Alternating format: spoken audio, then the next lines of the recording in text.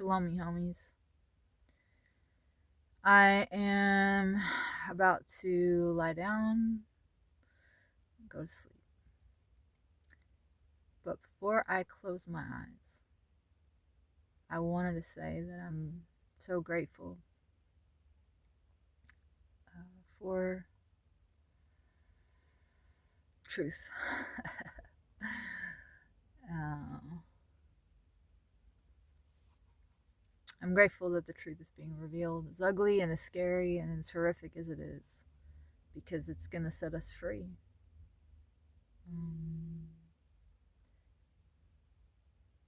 On an individual level, I have already been set free in my own life.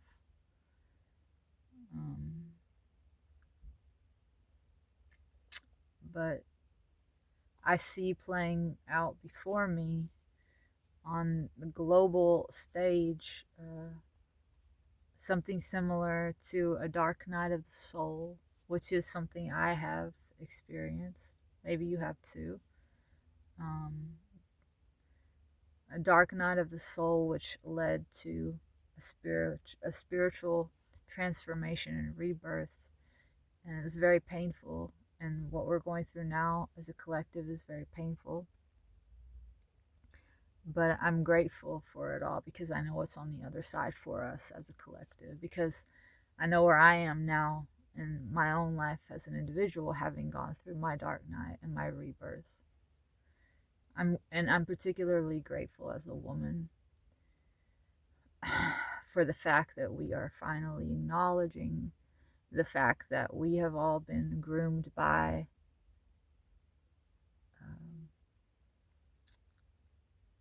a pedophilic, sadistic, psychopathic class of elitists who have basically treated us all as chattel, cattle, slaves, objects, collections of holes to stick things in. Like, we're finally acknowledging that so that we can examine how that has shaped our views of ourselves and one another.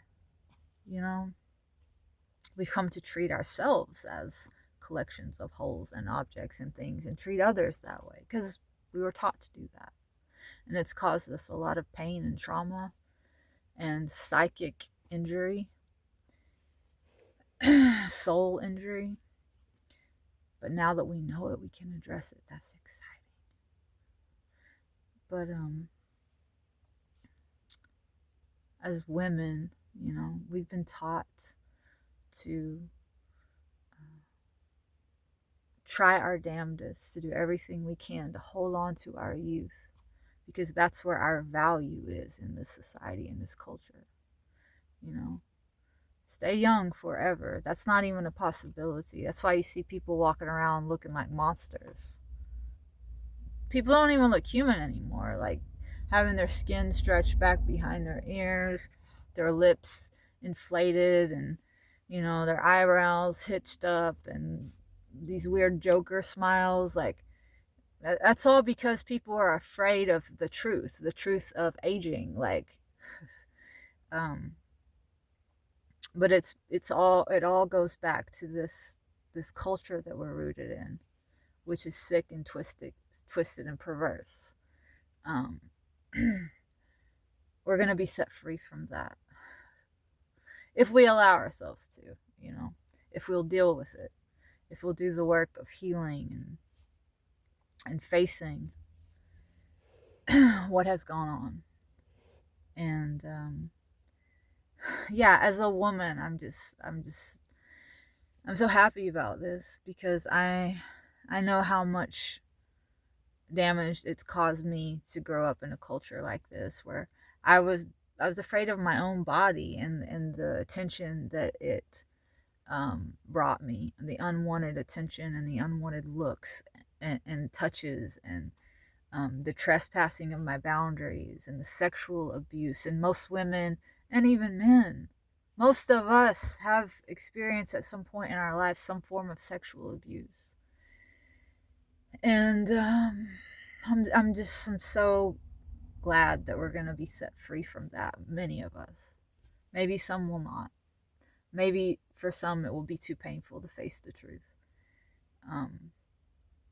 But at least we have this option now, and we all have each other because we're all being shown the truth at the same time, you know? So,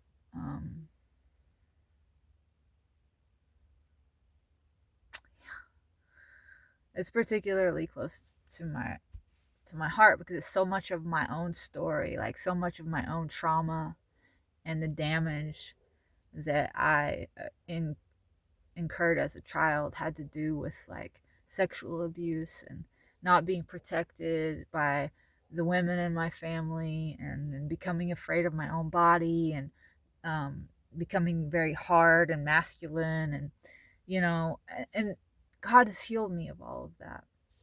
I'm no longer afraid of my femininity. Um, but many women are. Many young women are. And some to the point of like chopping off body parts and taking hormones because they feel like maybe they'll be safer if they become a man, you know? And yeah, it's a whole thing, right? I can't speak to what it's like for a man in this culture, but I know it has its own challenges, and it's equally abusive, just in a different way, you know. So just remember that you're beautiful, that God made you that way, and you're more than a collection of holes. Sick, sick, sick, sick, sick, sick.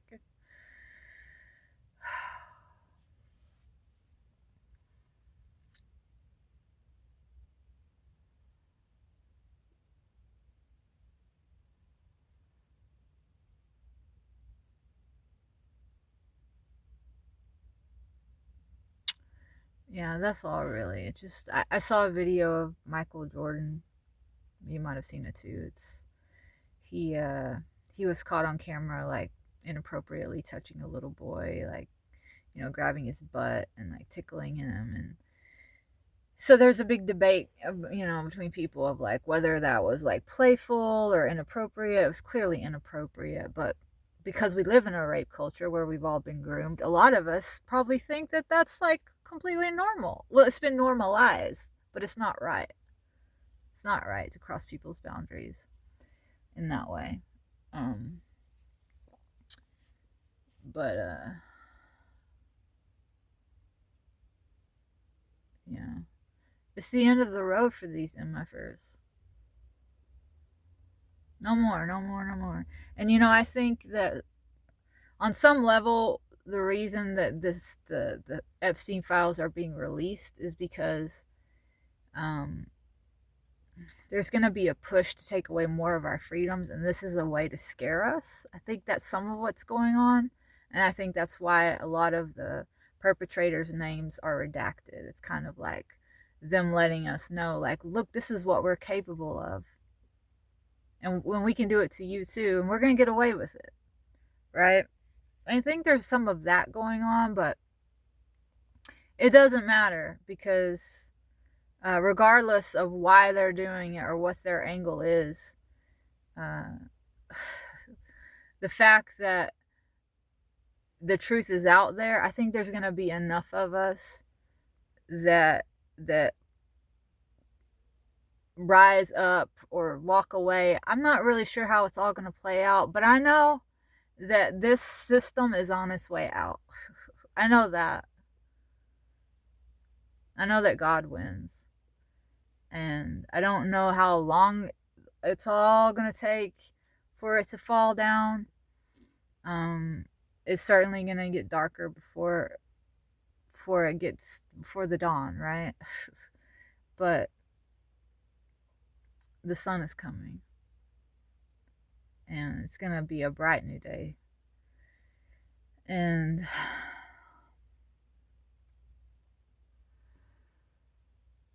I hope to see you there.